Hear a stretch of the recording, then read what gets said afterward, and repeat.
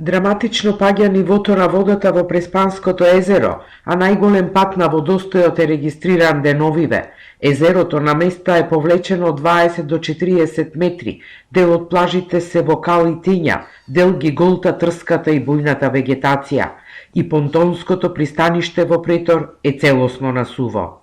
Тажна е сликата деновиве во Преспа. Поради нискиот водостој, Преспанското езеро се повлекува и во должина, па треви и камења кои беа во вода, сега се на брегот. Жителите се загрижени за ваквата состојба и велат дека без езерото нема живот во Преспа. Овие 2-3 години енормно намалување, другите години намалуваше, али не е вака осетливо. Има последици по туризмот, по овчарството, обично по човечанството. Ние сме стрикно врзани со езерото. А уште ќе се суши дока цела зима, се мразоите ќе стегнат. Изворите горе, тие планинските нормално не течат. Се надеваме дека ќе се поврати езерото со зимава сега со снегови, со пролета со дождови. Од секторот за животна средина во општина Ресен велат дека ваквата состојба со Преспанското езеро се должи на долгиот сушен период и високите температури.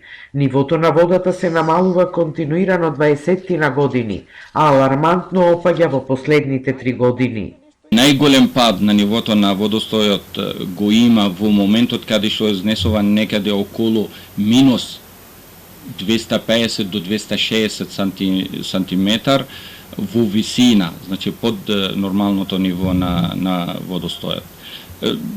Согласно се што го имаме на располагање од аспект на податоци, истражувачките информации и така натаму, тоа е причина за тоа е во голем дел е климатските промени.